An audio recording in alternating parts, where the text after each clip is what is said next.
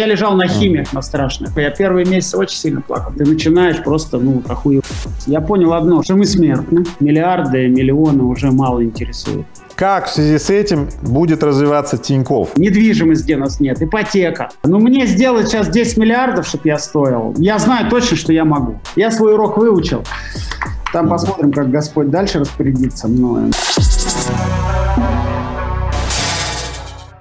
Так, друзья мои, первая часть нашего интервью с Олегом на канале «Бизнес-секреты». Поэтому, кто не смотрел это еще, пожалуйста, срочно на «Бизнес-секреты». Первую часть смотрите и теперь приступайте к просмотру второй части. Вот. У нас разные части, поэтому мы совершенно разные вопросы раскрываем в разных, но смотреть их надо именно последовательно. Сперва на канал «Бизнес-секреты», потом на этом канале. Поехали. Итак, Олег, я знаю, что ты завис в Лондоне, и долго-долго мы с тобой очно не можем никак увидеться. Расскажи, как ты вовлечен в управление банком, какие изменения произошли в свете твоего, этого изменившегося графика в связи с болезнью? Я особо не занимался day-to-day раньше. Я в России находился меньше 6 месяцев. Я больше жил вне России. На акционерном уровне последние лет 5. А сейчас я вообще только на уровне 2 раза в неделю какая-то стратегическая зум-сессия, я подключаюсь, и имейлы. То есть я не занимаюсь объективно, я понимаю, многие, наверное, в это не верят, но я не занимаюсь, не ты, а вот так, массовым.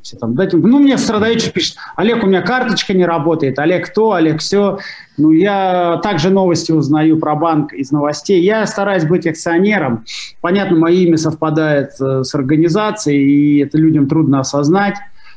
Конечно же, болезнь сыграла свою роль. Я 4 месяца вообще провел в больнице, не выходя. В маленькой комнатке, не дай бог, никому такого. Поэтому нет. Благодаря, конечно, современным коммуникационным девайсам, так сказать, я на связи со всеми и общаюсь, но в общем и целом, конечно же, я не занимаюсь операционкой. Хорошо, ты сейчас с бизнес-секретами опять возобновил, потому что ты долгое время не делал. Почему? Причина все-таки, давай скажи. 2 причины. Первая – это я хочу тоже хотя бы чем-то заниматься и мозг свой загружать, чтобы не думать про болезнь с утра до вечера. Хотя видно, такие красные идут штуки. Тут у меня эта реакция трансплант против хозяина. Я сижу, чешусь тут.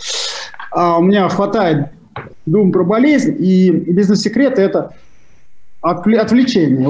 На 1,5 часика, но хотя бы не думать про болезнь. Я не хочу сейчас тут нагнетать, но мне уже становится тяжело, потому что 1,5 часа концентрироваться, знаешь, у меня еще все-таки я не восстановился окончательно. У меня такие, давай скажем так, у меня показатели крови половина от твоих.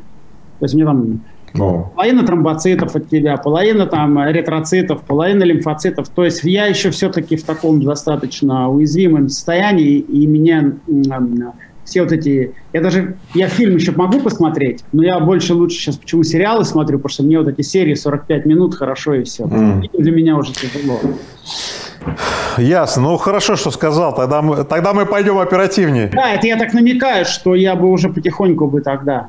Это первое. Второе, это все-таки, мы говорили сегодня много про филантропию, и я верю в то, что это филантропический проект. Я говорил сегодня про блогера. Я, наверное, один из первых блогеров в России, потому что в 2009 или 2010 мы с Олегом Анисимовым выпустили первые бизнес-секреты, по-моему, Собчак. И это и был, я даже это слово блогер не было, но по факту я и был блогером. И мы делали блогинг. Но по факту это филантропический проект. Когда мне сейчас уже пишут, представляешь, время-то пролетело быстро, 12 лет, и пишут: я вырос на бизнес-секретах, или я сделал бизнес, сейчас таких полно. То есть люди смотрели нас с тобой и делают свой бизнес. И для меня это кажется крайне важным. Меня все просили и уговаривали. И я думаю, если уж я занялся в фонд семьи Тинькова филантропией с точки зрения онкогематологии, хочу поднять ее, как и Чулпан Хаматова, то что ж бы мне не делать то, что я изначально делал по факту и являюсь, то есть быть филантропом здесь, потому что никогда бизнес-секреты я не монетизировал, не пытался монетизировать, и здесь нет никакой. Ну, некоторые думают, что тут есть связь Тинькофф Бизнес с моим, потому что мы мало... Ну да, реклама там тоже.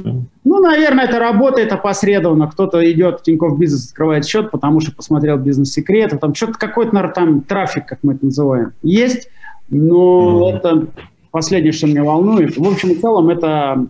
Я хочу сделать общество лучше. Это вторая причина. Хорошо, давай фонд и новая жизнь, потому что на самом деле я настолько вдохновленный. Слушай, ну с фондом мало пока о чем-то можно говорить. Мы на такой стадии, слава богу, зарегистрировали достаточно быстро в Минфине. А, слава богу, там сказать, первые там 5 человек набраны. Мы встретились там, сказать, с основными чиновниками, кто курирует этот сектор. Ну, они все понятные, да, там сказать, начиная от премьер-министров, заканчивая администрацией. Все нам выразили поддержку. Сейчас мы прорабатываем ряд документов. Вот вы видели, там уже Мишустин сказал, что сейчас это будет федеральный регистр. То есть мы в начале пути, вот о чем-то хвалиться нельзя. У меня есть мечта все-таки сделать федеральный регистр, чтобы в базе доноров костного мозга в России было несколько миллионов, и чтобы они спасали жизни наших, так сказать, людей, так же, как сейчас немцы нам спасают. Вдумайся, что 80% всех трансплантаций, которые происходят на территории России, я уж молчу, что в самой Германии, это из трансплантационного материала из Германии. Все нам везут. Да, вот это очень интересно, вдохновляет. Вы должны понимать, что Олег задумал, во-первых, создать или расширить базу данных доноров. Насколько я понимаю, она есть, но она очень небольшая, база данных доноров в России. Нет. Ее по сути нет, да. Второе, повлиять на изменение законодательства, чтобы мы могли, как бы нарастив базу доноров в России, влиять, скажем так, на весь мир, давать свой материал всему миру и пользоваться мировым материалом, да, для наших больных.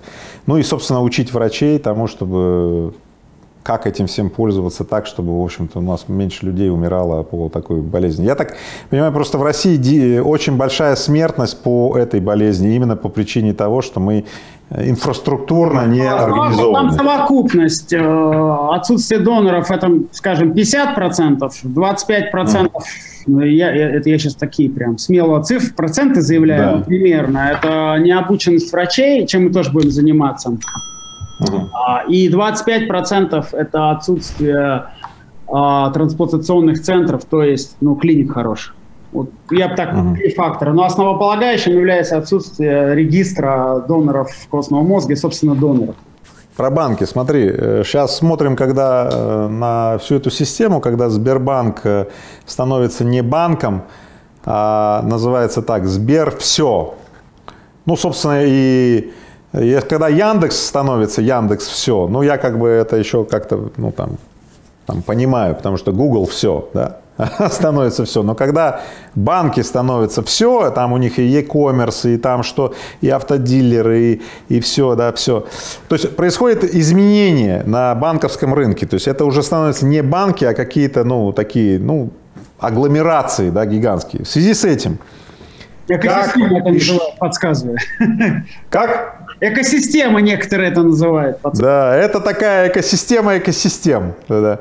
Поэтому смотри, что ты об этом думаешь, вот так коротко, экспресс. И самое главное, как в связи с этим будет развиваться Тинькофф? Вот. Слушай, я думаю, это неправильный, в этом смысле я себя немножко Иваном Сусаниным ощущаю, потому что я был один из первых. Мы, кто придумали эту штуку с экосистемами. Мы в Китай съездили лет 8 назад и подумали, как бы это у нас, пока мы собирались. Лет 5 назад мы стали это делать. Но в какой-то момент стало понятно, что не по финансовым мы не потянем возможностям, и рынок другой в Китае чуть-чуть. То есть там коллаборация, там, во-первых, очень много малого и среднего бизнеса, а в России нет. В России нет коллаборации. Вот простой пример. Там тебе WeChat, там лежат сотни тысяч, а то и миллионы мерчантов, да, то есть, которые что-то продают.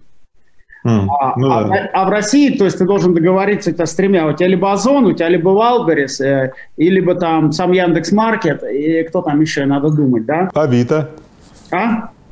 Авито, наверное. Авито это все-таки не e-com. Я про e-com, если говорить. И все. Они все сами по себе крутые, большие, к ним там на козле подъедешь, и с ними не договориться. То есть коллаборации в России нет. Все хотят делать все сами. Все сами хотят свои банки. Валберис купил, Озон сейчас покупает и так далее, и так далее. Яндекс покупает. Все хотят свой финтех внутри. То есть ни с кем ни о чем не договориться, потому что Россия другая страна. Здесь это страна монополий или полумонополий. Да? А Китай у тебя лонгтейл такой. У тебя есть, конечно, тоже монополии. Там Alibaba, там JK там, и так далее. Но у тебя потом огромное количество малого и среднего бизнеса, на которое можно строить партнерскую модель. А в России ее трудно строить. Соответственно, у нас денег нету идти в Яком самим, например, в Яком, или в кинотеатры самим. Ну, представляешь, что такое кинотеатр? Это миллиард долларов примерно.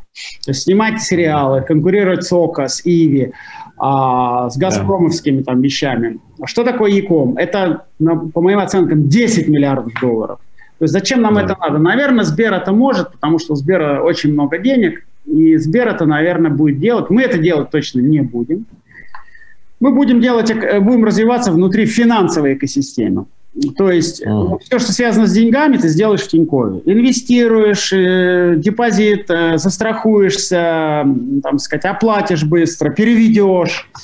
За рубеж переводы. Но это наша компетенция. Например, конкурировать с той же «Золотой короной» или с той же «Юнистримом». У нас там нет. Куча рынков, где нас еще нету, куда мы хотим пойти. Недвижимость, где нас нет. Ипотека. То есть это наш будет основной, наверное, источник приложений.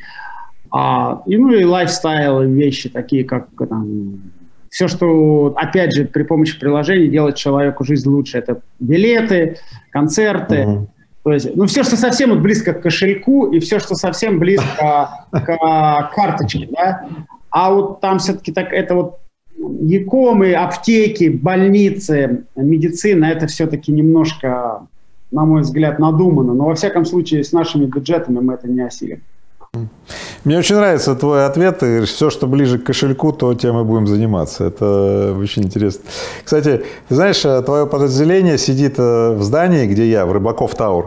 И каждый раз, когда я там прохожу внизу, какой-то из людей постоянно подходит ко мне и говорит: я пришел, чтобы вас сделать клиентом Тинькофф Инвестмент.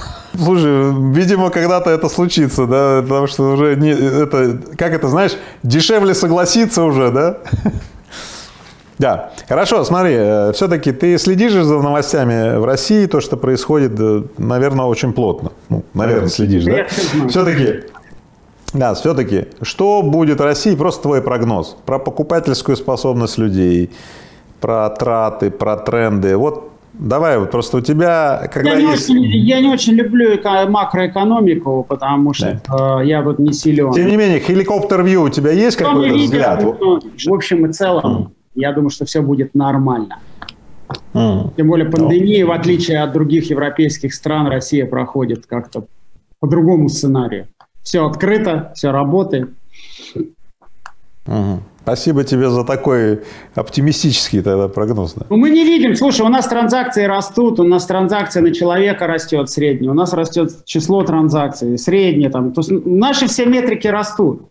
Я не знаю. Трудно, наверное, себе представить, что Тинькофф собирает только самых там богатых людей или самых там обеспеченных. Нам же всякие люди уже идут. Мы достаточно большие. Открываем, там, я не знаю, 500 000 счетов в месяц. Да? То есть это уже большая, так сказать, выборка, это уже большая база. И на этой большой достаточно выборке вот мы видим, что цифры такие очень хорошие. Мы не видим стагнации. А вообще возможно, что ты, условно говоря, вообще уйдешь из бизнеса, а может, ты уже давно ушел? Вообще мне бизнес не очень интересен, если честно, я это уже говорил. Мне там как-то очень, так сказать, миллиарды, миллионы уже мало интересует. Вот, я хочу. А что будет твоей новой делом? Вот, то есть, видимо, филантропия, благотворительность, да, или что-то еще? Все, да, и просто заниматься семьей, собой, так сказать. Занятий много. Вот. Я всем все доказал, я создал 4 бизнеса с нуля, и все 4 были успешны. Все 4 были успешны. То есть я не просто там какой-то там успешный банкир. Слушай, я там успешный торговец, успешный производитель пельменей, успешный пивовар. Я сделал успешные проекты в своей жизни. И в разных. Вот это очень важно. Мало кто это понимает. Что он там serial entrepreneur. Это круто, но я все в разных сделал. Это очень. То есть представь себе торговля, производство, потом, сказать, там, производство и рестораны, и, в конце концов, банкинг. Это совершенно разные вещи. Я себя везде проявил, все всем доказал, но в общем и целом, амбиций каких-то больше нет. Сейчас в Forbes написано у меня 5 миллиардов. Ну, как бы это все цифры. 3, 5. Ну, то есть какая разница? 2. Меньше бы не хотелось, продал бы за 2 бы свою долю. За 2. А если продам за 5, еще лучше. Больше будет денег на благотворительность. Как-то я так рассуждаю. Ну, мне сделать сейчас 10 миллиардов, чтобы я стоил. Я знаю точно, что я могу. Вопрос, хочу ли я? Ну, не факт. У меня нет этих мотиваций. Хорошо, смотри, я смотрел твой фильм на Первом канале, и, ну, первое, я тебе рассказывал тоже в твоем интервью о том, как я в свое время прорывался на Первый канал или журналы, и как они там отбрыкивались, но ты на Первом канале, и это очень круто, и это очень большой респект. Скажи мне, как ты пробился туда, и что вот, как случился вообще этот фильм? Потому что это очень важнейший способ, да, продвижения вот этой истории про фонд, про новую инфраструктуру. На самом деле, там, так сказать, Русфонд такой есть, и они давно этой проблемой онкогематологии занимаются. И вот когда они сняли этот фильм, потом они его, видишь, в Док-Ток даже решили поставить, то есть это шире стало. Не просто, я думал, они фильм там где-нибудь ночью покажут, но они в прайм-тайм. Если честно, вот как-то так все, как всегда, хорошие люди, совпало, так сказать, и все такое. Супер. Смотри, вот дальше идем. Знаешь, я тоже воспитывался, знаешь, мне говорили, что мужчины не плачут и что-то такое, да, и я в этом фильме видел, что ты плакал. Насчет плачет, ну, слушай, как бы я же не актер, это там Данила Козловский может заплакать по команде оператора или режиссера, чего уж там. А я заплакал, потому что я говорил про вещи, которые меня трогают. И, ну, в общем и целом, ну, заплакал. Я до сих пор плачу, но не так много. Я первые месяцы очень сильно плакал. Потому что когда ты понимаешь, ты сидишь в комнате 3 месяца, я сидел вот в таком боксе, я, конечно, всем звонил, пытался быть позитивным, и говорил на зуме с ними иногда. Естественно, WhatsApp. Вообще, у меня друзья первые 3 месяца не понимали, что я болею. А, привет, Олег, как что тебя давно не видно? Да, я нормально, я туда-то уехал. Все. А я лежал на химиях, на страшных. Я просто не хотел грузить мир. Я сейчас скрывал, если честно. Я не хотел говорить, что я болею. Вот. Но когда я лежал в этой трансплантационной комнате, в этой закрытой, там нельзя было выходить, я сходил с ума, ты запахи не чувствуешь, цвета не видишь. И это психология человека, это очень тяжело. Мне потом приходили психологи, немцы, и говорили: Олег, это нормально, вот здесь, говорит, у нас, говорит, здесь 18 трансплантационных палат, во всех люди себя так ведут, во всех плачут, во всех им плохо. Потому что это хуже, чем тюрьма. Это вот прям одиночка. Я не знаю, как Нельсон Мандела 27 лет провел, если это правда. Потому что через где-то 1,5 месяца ты начинаешь просто, ну, охуевать.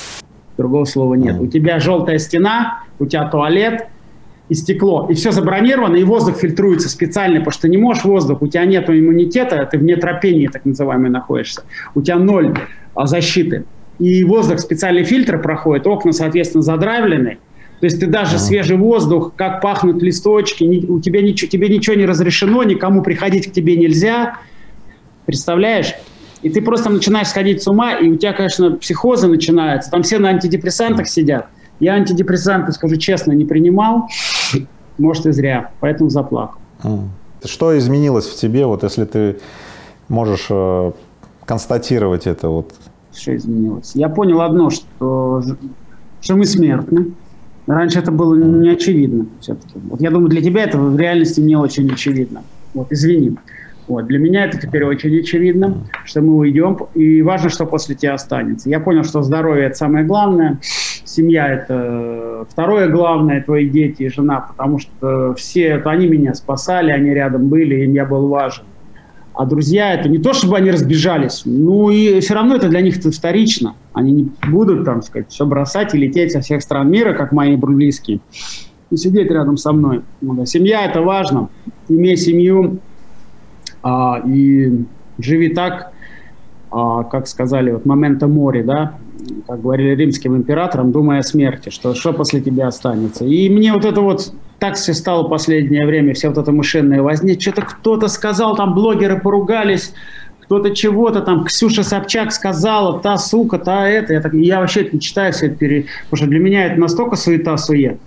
Я понял, что люди с ума сходят. То есть я стал ценить жизнь намного больше и видеть главное. То есть мне вот это вот все, там, сказать, клипбейкерство, там, кто что сказал, мне это вообще пофигу, потому что, ну, реально это не важно. Да, я знаю, что очень много людей живет, что смерть — это то, что бывает с другими, они думают только, да. Я согласен. Не дай бог никому, конечно, не пойти, как я, но я свой урок выучил. Там посмотрим, как Господь дальше распорядится мною. Но мне кажется, я его выучил, и мне кажется, я должен что-то должен теперь для общества сделать. Отсюда и благотворительность родилась. Конечно, я раньше занимался благотворительностью, но это не было на такой серьезной и на такой методичной, на такой основе, вот как я занимаюсь предпринимательством. Да? Сейчас это часть моего просто проекта. Может быть, и одна из самых главных. Друзья мои, я еще раз хотел напомнить, что Олег организовал семейный фонд для поддержки людей, больных лейкемией, для создания базы доноров, для обучения учителей, для того, чтобы люди, попавшие в трудную ситуацию, могли все-таки справиться с ней, с внешней помощью. Поэтому те, кто хотят поддержать фонд, обязательно найдите фонд Олега Тинькова и присоединяйтесь. Это очень важно.